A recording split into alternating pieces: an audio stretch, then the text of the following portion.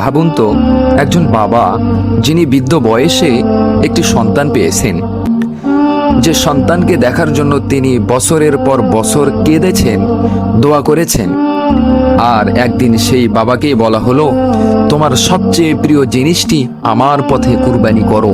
আপনি কি পারবেন?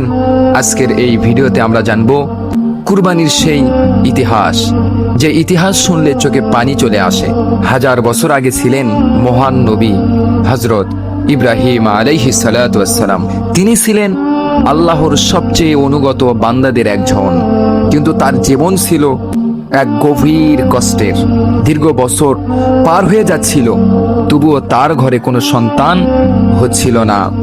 রাতের পর রাত তিনি আল্লাহর কাছে কাঁদতেন, হয়তো আকাশের দিকে তাকিয়ে বলতেন, হে আল্লাহ, আমাকেও একটি সন্তান দাও। অবশেষে আল্লাহ তাআলা তার দোয়া কবুল করলেন। তার ঘরে আলো করে জন্ম নিল হযরত ইসমাঈল আলাইহিস সালাতু ওয়াস সালাম। সেদিন যেন ইব্রাহিম আলাইহিস সালাতু ওয়াস সালাম এর পৃথিবী বদলে গেল। তিনি ছেলেকে বুকের সাথে জড়িয়ে রাখলেন, তার হাসিতেই হাসতেন, তার ছোট ছোট কথায় আনন্দ পেতেন। ইসমাঈল আলাইহিস সালাতু ওয়াস সালাম ছিলেন তার হৃদয়ের টুকরো।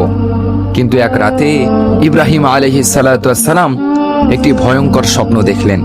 তিনি দেখলেন নিজের হাতেই তিনি তার প্রিয় সন্তানকে আল্লাহর পথে কুরবানি করছেন। ঘুম ভেঙে গেল, তার বুক কাঁপছিল, চোখ ভিজে যাচ্ছিল। তিনি ভাবলেন, এটা কি সত্যি আল্লাহর আদেশ? কিন্তু পরের রাতেই একই স্বপ্ন, তার পরের রাতেও একই স্বপ্ন। তখন তিনি বুঝলেন এটি কোনো সাধারণ স্বপ্ন নয়, এটি আল্লাহর নির্দেশ। একজন বাবার হৃদয়ে তখন কতটা ভেঙে পড়েছিল কল্পনা করুন। যে সন্তানকে পাওয়ার জন্য এত বছর অপেক্ষা করেছিল, আজ তাকেই কুরবানি করতে হচ্ছে। একদিন হযরত ইব্রাহিম আলাইহিস সালাতু ওয়াস সালাম কাঁপা কাঁপা কণ্ঠে তার ছেলেকে বললেন, বাবা, আমি দেখলাম আমি তোমাকে আল্লাহর রাস্তায় কুরবানি করতেছি। একজন বাবা এই কথা বলতে গিয়ে কতটা ভেঙে পড়েছিলেন, কিন্তু ইসমাঈল আলাইহিস সালাতু ওয়াস সালাম তার উত্তর ছিল অতি সুন্দর। তিনি শান্তভাবে বললেন, হে আমার বাবা, আল্লাহ আপনাকে যা আদেশ করেছেন তাই করুন। ইনশাআল্লাহ আপনি আমাকে ধৈর্যশীলদের অন্তর্ভুক্ত পাবেন। ছোট একটি ছেলে, তবুও আল্লাহর আদেশের সামনে কতটা আত্মসমর্পণ করেছেন। অবশেষে সেই মুহূর্ত চলে এলো। বাবা ছেলেকে নিয়ে মিনার পথে হাঁটছেন, চারিদিকে নীরবতা। ইব্রাহিম আলাইহিস সালাতু ওয়াস সালাম ছেলের চোখে কাপড় বেঁধে দিলেন, যেন সন্তানের মুখ দেখে তার হাত কেঁপে না যায়।